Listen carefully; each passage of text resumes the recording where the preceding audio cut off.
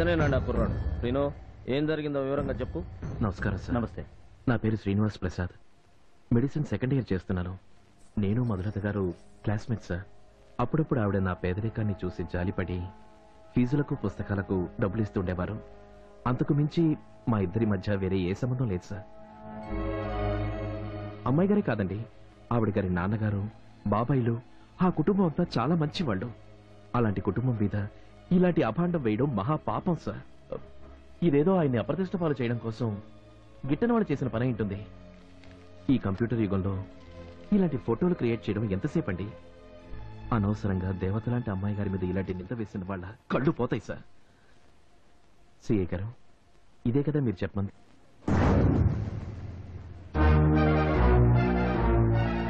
నేను కరెక్ట్ గా చెప్పానా, ఏవైనా మిస్ అయ్యానా? నేను చెప్పమన్నా? అవును సార్, మీరే కదా అలా చెప్పకపోతే మధు పెళ్లి ఆగిపోతుందని నన్ను లాక్కొచ్చారు. What nonsense is this? Nonsense ఏముంది? నా చేత వాళ్ళు చెప్పించాలనుకున్నది, మీరు వినాలనుకున్నది ఇదేగా. అంటే మరి ఇదంతా పచ్చి అబద్ధం. మరి నిజమేంటి? నిజం విని తట్టుకోగలిగే శక్తి మీకుందా? ఎస్. అయితే చెప్తున్నాను, వినండి. అందరూ వినండి. నేను మధు ప్రాణం కన్నా మిన్నగా ప్రేమించుకున్నది నిజం. ఆ ప్రేమని ఈ పెద్దవాళ్లు వ్యతిరేకిస్తే ప్రాణాలకు తెగించి పారిపోయి పెళ్లి చేసుకున్నది నిజం.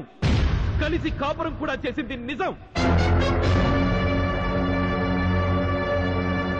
పెళ్ళాం గురించి పరాయి వాళ్ళ ముందు చెప్పకూడదని ఇంగిత జ్ఞానం ఉన్నవాడిని కాబట్టి చెప్పడం లేదు. కానీ తన మెడ నుండి తొడ వరకు ఎన్ని పుట్టుమచ్చలున్నాయో నాకు తెలుసు సార్. తల నుంచి మొల వరకు ఎన్ని పంటిగాట్లున్నాయో, ఎన్ని గోరుగిచ్చులున్నాయో నాకు తెలుసు సార్. వదిలేండి సార్. ఎందుకు ఆపుతారు? ఏం చేస్తావరా? చంపుతావా? అంతేగా, చంపరా. Come on kill me. Please let him talk. ఇవే కాదు సార్, తనే నా భార్య నిరూపించడానికి మీకు ఇంకా సాక్ష్యాధారాలు చూపించగలను.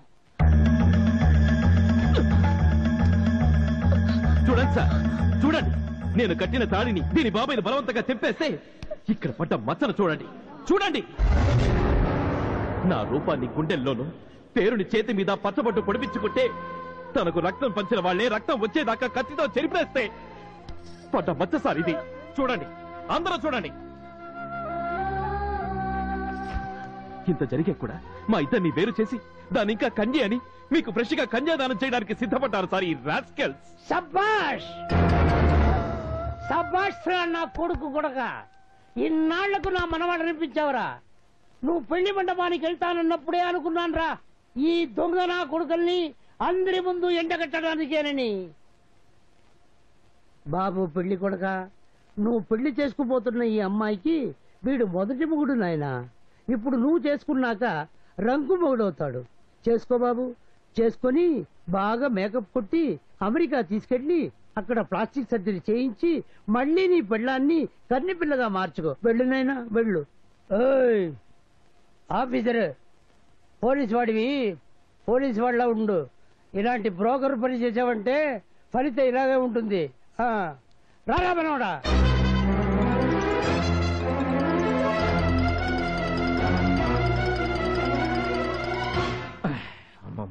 ఎంత మందు కొట్టినా దిగనంత కిక్కిచ్చాడు. ఆడు మామూలు నాకడు కాదు, కంట్రీ నంబర్ 1. సార్, మీకు విషయం చెప్పాలి సార్. ఏంటది? అదే అమ్మాయి అబ్బాయి గురించి. చెప్పు. వాళ్ళిద్దరూ నిజంగానే లవర్స్ సార్. అవును సార్, ఆ సీనా అమ్మాయిని సిన్సియర్ గా ప్రేమించాడు సార్. ఎవరిదిరా లవ్వు? ఏంట్రా సిన్సియర్ గా ప్రేమించుకోవడం? బాగా ఆస్తున్న అందమైన పిల్లని చూసి వెంటపడి బ్లేడ్లతో కోసుకుని రక్తంతో లెటర్లు రాసి 4 మాయ మాటలు చెప్పి బుట్టలో పడేయటం కాదురా ప్రేమంటే. వస్తే కొండ పోతే అదేదో అన్నట్టు ప్రతి అడ్డమైన వాడు గురి పెట్టేది లైనేసేది డబ్బున్న అమ్మాయిలకే కదరా. వర్కౌట్ అయ్యే అమ్మాయి లైన్ లో పడితే లైఫ్ సెటిల్ అయిపోతుంది. ఆ ఇంటికి అల్లుడైపోయి కోట్ల ఆస్తికి అప్పనంగా వారసుడైపోవచ్చు. పైసా ఖర్చు లేకుండా అందమైన అమ్మాయితో రొమాన్స్, ఏ కష్టం పడకుండా తయారుగా వచ్చిన కారులో షికార్లు. సుఖానికి సుఖం, స్టేటస్ కి స్టేటస్. ఏ నువ్వన్న ప్రేమ హై క్లాస్ అమ్మాయిల మేకప్పుల్లోనూ మేడకప్పుల్లోనే ఉంటుందా? స్లమ్ముల్లోనూ మురికివాడల్లోనూ కూలీ నాలీ చేసుకునే అమ్మాయిల కొప్పుల్లో ఉండదా? ఏనాడైనా ఏ కాలేజీ కుర్రాడైనా ఓ పేదింటి పిల్లనో లేదా రోడ్ల మీద కాగితాలు ఏరుకునేదాన్నో కుంటిదాన్నో గుడ్డిదాన్నో అనాథనో ప్రేమించి పెళ్లి చేసుకున్నాడని నువ్వు ఎప్పుడైనా విన్నావా? మాట్లాడవే. వెళ్ళలేదండి. నువ్వు వెళ్ళారా? కూర్చో. అంతెందుకు, నీ సంగతికి వద్దాం. నీ కూతురు పిక్ పాకెట్ గాడిని ప్రేమించిందనుకో, వాడికిచ్చి పెళ్లి చేస్తావా? ఓ బేవర్స్ గాడిని లవ్ చేసిందనుకో, వాడికిచ్చి చేస్తావా? నోటితో చెప్పు. చేయనండి. నువ్వు వాడి మక్కెలు ఎరగొట్టి బొక్కలో దోస్తావు, అంతేగా? నోటితో. అంటే అంటే నెలకి 3,000 రూపాయలు సంపాదించే నీ రేంజ్కే అలా అంటే కోటీశ్వరుడైనా పిల్ల తండ్రి ఆ ఫుట్పాత్ గాడికిచ్చి పెళ్లి ఎలా చేస్తాడనుకున్నావురా? పోరా. ప్రేమించుకున్నారంట, ప్రేమించుకున్నారు. నువ్వు పారిపోతాదయ్యా. తాతయ్య, నువ్వు పారిపో, వీళ్ళ సంగతి నేను చూసుకుంటాను.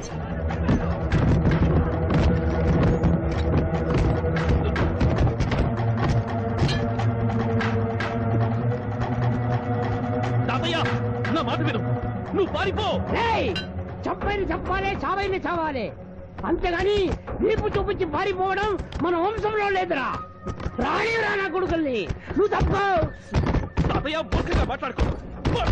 వాళ్ళు చాలా మంది ఉన్నారు, దొరికితే చంపేస్తారు. చంపమండ్రా, సత్య ముందు కనీసం 4 వేసి చస్తాడ్రా.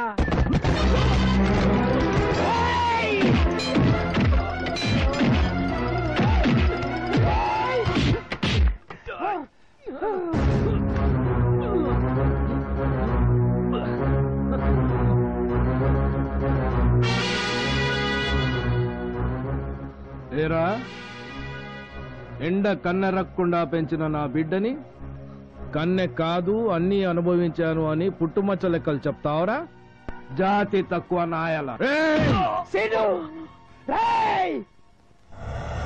చెయ్యి కాలుతుందని నా కూతురికి హారతి కూడా నేనే పట్టేవాడిరా. అలాంటిది నా కూతురు తప్పడదంటూ దాని జీవితంలో నిప్పులు పోస్తావరా? మోసాలి నా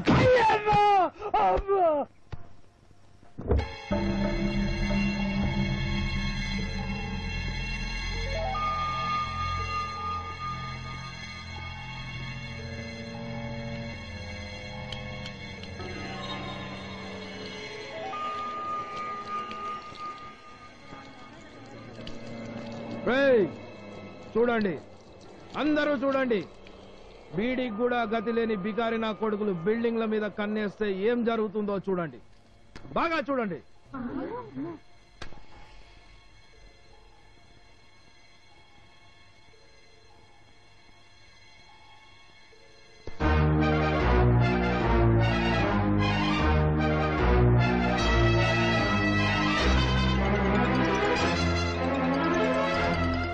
ఎందుకు సార్ ఆపారు? నా పరువు తగలెట్టిన ఈ నాయలు బురద కావాల్సిందే. మీరు తప్పుకోండి. ఏంటండి మీరు మాట్లాడేది? మీకేమైనా పిచ్చెక్కిందా? అవును, పిచ్చే ఎక్కింది. వీళ్ళిద్దరిని సజీవ దహనం చేస్తే గానీ నా పిచ్చి తగ్గదు. వీళ్లను సజీవ దహనం చేసి మీరు సజీవ సమాధి అవ్వాలనుకుంటున్నారా? వీళ్లను చంపితే మీరు జీవితాంతం జైల్లో సమాధి అవుతారు. అయినా పర్వాలేదు, నా పరువు నా కుటుంబ గౌరవం నాశనం చేసిన వీళ్ళ బూడిద కల్లారా చూడాల్సిందే. 1000 మంది ముందు వీడు నా కూతుర్ని బేవర్స్ అన్నాడు. నా కూతురి ఒంటి మీద వాడి పళ్ళగాట్లు గోరు గిచ్చుళ్ళు ఉన్నాయన్నాడు సార్ వీడు. ఆగండి. ఇంకా నా కూతురు పెళ్లి ఎలా అవుతుందండి? చంపితే అవుతుందా? వీళ్ళని చంపితే మీ కూతురు పెళ్ళైపోతుందా? చెప్పండి. వదిలేస్తే అవుతుందా? క్షమించేస్తే అవుతుందా? ఏం చేస్తే దాన్ని పెళ్లి అవుతుందండి? ఎవడి కాలు పట్టుకుంటే దాన్ని కట్టుకుంటాడు. ఇంత జరిగాక ఇక దాన్ని ఎవడు పెళ్లి చేసుకుంటాడు? నేను చేసుకుంటాను. అవునండి, మీకు అభ్యంతరం లేకపోతే మీ అమ్మాయిని నేను పెళ్లి చేసుకుంటాను. నేనేదో మీ అసహాయతను అడ్డం పెట్టుకుని ఈ అవకాశాన్ని వాడుకోవటానికి అంటున్న మాటలు కావి, మనస్ఫూర్తిగా అంటున్నాను. మాకు తెలుసు బాబు, కానీ మా అమ్మాయి గతం గురించి అంతా తెలుసు. తెలిసే చేసుకోవాలనే నిర్ణయానికి వచ్చాను. శీలం అనేది శరీరానికి సంబంధించింది అనుకునేవాణ్ణి కాను నేను. అది మనసులో ఉంటుందని నమ్మేవాణ్ణి. నాకు గతంలో పెళ్ళయింది, కానీ తను చనిపోయింది. అంటే నేను శీలం పోయిన వాణ్ణే కదా. నాకు లేని శీలం నా భార్యలో ఉండాలనుకోవడం, మందు తాగుతూ మద్య నిషేధం కావాలని వాగినట్టుంటుంది. పెళ్లికి ముందు మీ అమ్మాయి ఏంటనే దానికంటే పెళ్ళయిన తర్వాత నా భార్యగా నన్ను అర్థం చేసుకుని సర్దుకుపోవటం నాకు ముఖ్యం. బాబు, నేను వింటుంది అబద్ధమో నిజమో, చూస్తుంది కలో మాయో, నేను ఎలా రియాక్ట్ అవ్వాలో కూడా తెలియడం లేదు. ఆ దేవుడే స్వయంగా వచ్చి నీకు వరం ఇస్తాను అంటే ఆనందంతో గొంతు పెగలడం లేదు. థ్యాంక్ యూ బాబు. ఒక్కసారి మధు అభిప్రాయం కూడా తెలుసుకుంటే. మా అమ్మాయికి ఇష్టమే బాబు. మీరే మరోసారి ఆలోచించి నిర్ణయించుకుంటే. మీ అమ్మాయిని చేసుకోవటం నా అదృష్టంగా భావిస్తున్నాను. చాలా చాలు బాబు, ఈ ఒక్క మాట చాలు. ఈ సిటీ మొత్తం ఆశ్చర్యపోయేలా మీ పెళ్లి ఘనంగా గర్వంగా నేను చేయిస్తాను. వద్దండి, ఇప్పటికే ఓసారి పెళ్ళాగిపోయి మధు అందరిలోనూ అల్లరిపాలైంది. మళ్ళీ ఆ పొరపాటు జరగటానికి వీల్లేదు. అందుకే మన అనుకునే నలుగురు మధ్య సింపుల్ గా రిజిస్టర్ మ్యారేజ్ చేసుకుంటాను. అదేంటి బాబు? అవునండి, అలాగే చేద్దాం. అవునన్నయ్య, అదే బెటర్. సరే బాబు, మీ ఇష్టం వచ్చినట్టే చేద్దాం.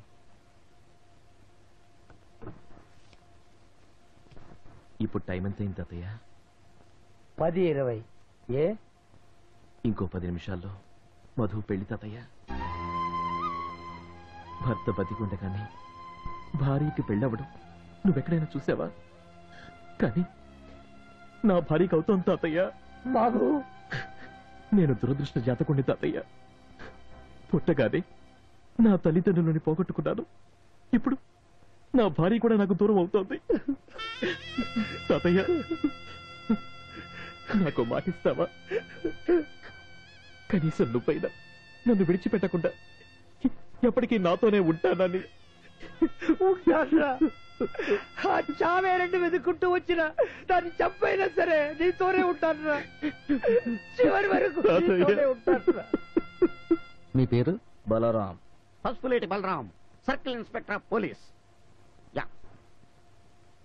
నీ పేరమ్మా? నేనేనమ్మా. చెప్పమ్మా. మధులత. ఇంటి పేరు? పర్వతనేని. ఇక్కడ సంతకం పెట్టమ్మా.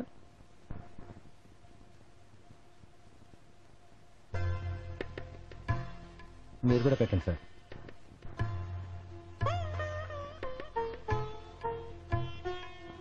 సాక్షి సంతకం మీరు పెట్టండి. ఇక్కడ అబ్బాయి తరఫున మీరు పెట్టండి. ఏంటో పోలీసుడు పెళ్లికి కూడా సాక్ష్యం. Thank you.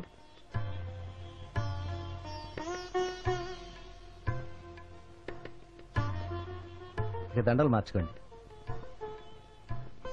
తీసుకోమ్మా.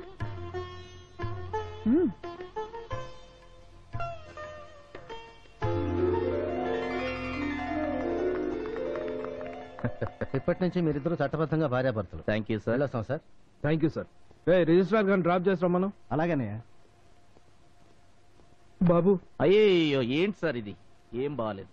ఇది ఆనందంగా మీ కూతురు నా చెయ్యి పట్టుకోవాల్సిన సమయం. మీరు నా కాళ్ళు పట్టుకోవటం తప్పు.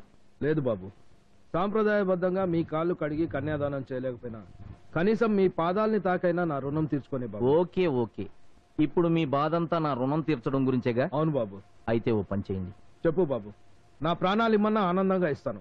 నా ఆస్తి మొత్తం రాసిమ్మంటావా? అవేం కాదండి. మరి వెంటనే మీరు ఆ గెడ్డం తీసేయండి. Excuse me sir, if you don't mind. అదేం కోరిక సార్?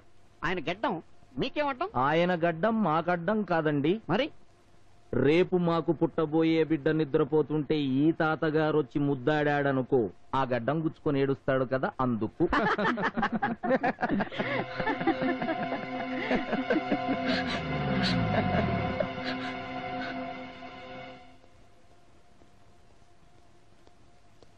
సార్, హెడ్ క్వార్టర్స్ నుంచి మీకు లెటర్ వచ్చింది సార్.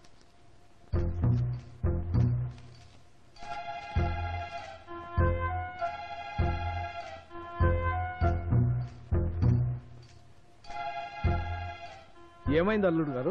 నాకు డిఎస్పీగా ప్రమోషన్ వచ్చింది. Congratulation. Thank you thank you. Congratulation. చూసారా, మీ కూతురు నా ఇంటికి సిఐ భార్యగా రావట్లేదు, డిఎస్పీ భార్యగా వస్తుంది. ఇదంతా మధు మహిమ. Transfer with promotion. రేపే డ్యూటీలో జాయిన్ కావాలి. రేపా? ఎస్. పోస్టింగ్ ఎక్కడ సార్?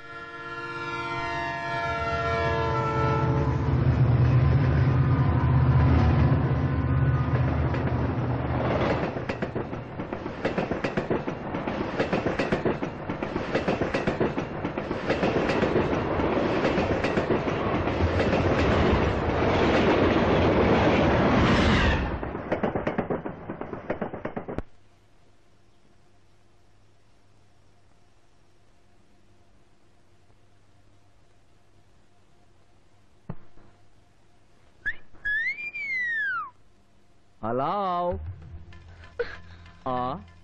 ఏంటి సిగ్గుపడుతున్నావా? చూసావా మన పెళ్లి ఎంత యాక్సిడెంటల్ గా జరిగిపోయిందో?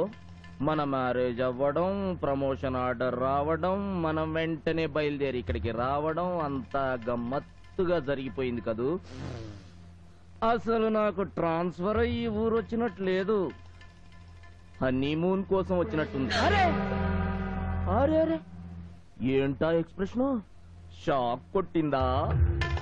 మగాడి టచింగ్ ఫస్ట్ టైం అయినట్టు, అసలు మగ స్మెల్లే తగలనట్టు, ఫ్రెష్ సరుకులాగా. ఆ ఎక్స్ప్రెషన్ ఏంటి? అరే నీ తస్సదియా, శవాన్ని చూడగానే సూసైడా మర్డరా అని క్షణాల్లో తేల్చి చెప్పే నా ముందే ఫ్రెష్ అన్న ఇంప్రెషన్ కొట్టేయాలని ట్రై చేస్తున్నావా? తప్పమ్మా, అంతొద్దమ్మా.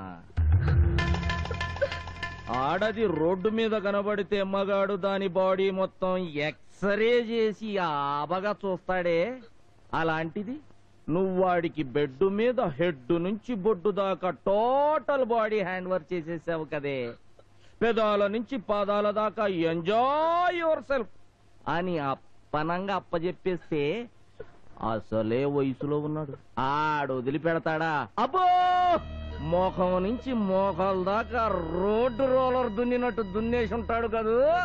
అసలే అరవిరిసిన అందగత్తివి, బాడీ మొత్తం వెన్నపోస్తం మర్దించి మరీ పెంచుంటావు. ఎవడు మాత్రం వదిలిపెడతాడులే. అయినా సంగతులన్నీ మనకెందుకు గాని, ఇవాళ మన ఫస్ట్ నైట్. ఓ సారీ సారీ సారీ, మన ఇద్దరికి కలిపి ఫస్ట్ నైట్. ఇప్పటికే చాలా టైం వేస్ట్ అయిపోయింది గాని దా పడుకో. నువ్వు కాసేపు కళ్ళు మూసుకొని ఆడిని ఊహించుకో, ఈలోగా నా పని నేను కానిస్తా. అడ్జస్ట్ అవ్వాలి మరి. దా దాదా రమ్మంటే అలా చూస్తావేంటే? నా సీల్డ్ ప్యాకింగ్ సెకండ్ హ్యాండ్ వైఫా? అవునరా, అవును, నేను సెకండ్ హ్యాండ్. నా మొగుడికి హెడ్ బొట్టు చూపించడం మాత్రమే కాదు, కలిసి పడుకుని బ్లడ్ కూడా కలుపుకున్నావురా. మెడ తోడ అని లేకుండా, రాత్రి పగలు చూడకుండా, ఎక్కడ పడితే ఎక్కడ, ఎప్పుడు పడితే అప్పుడు తొక్కట్టు పడ్డావురా. రారా రా, నా మొగుడితో ఎగిరిపడ్డ ఈ శరీరంతో చెత్త కుండీలో దొరికిన ఎంగిల విస్తరి కోసం ఆరాడపడే కుక్కలా వచ్చి పొర్లురా పొర్లు. ఆడది ఇష్టపడి మనసుని శరీరాన్ని ఒక్కడికే ఇస్తుంది, అది నేను తీరుకి ఎప్పుడో ఇచ్చేశాను. అతనే నా భర్త, నా సర్వస్వం. నేను చచ్చిన అతని భార్యగానే చస్తాను. అయినా నన్ను తిట్టే హక్కు నీకెవరా ఇచ్చింది? నాకు పెళ్ళైందని తెలిసి కూడా మమ్మల్ని విడదీసి నా వెనకాలన్న ప్రాపర్టీ కోసం పెద్ద వీరతలుగా పంతుల్లాగా బిల్డప్ ఇచ్చి నన్ను పెళ్లి చేసుకుంది నువ్వురా. నువ్వురా లోపలివి. రే, నా చేత నువ్వెన్ని చిందులే ఇచ్చినా నా పరాయి మీద పట్టానని సరిపెట్టుకుంటాను రా. నీలాంటి బ్రోకర్ గాడితో లోపల్ గాడితో బతకడానికి డిసైడ్ అయినప్పుడే నేను బండరాయిగా మారిపోయాను రా. రారా రా, వచ్చి తమతో సంసారం చెయ్యి. రారా.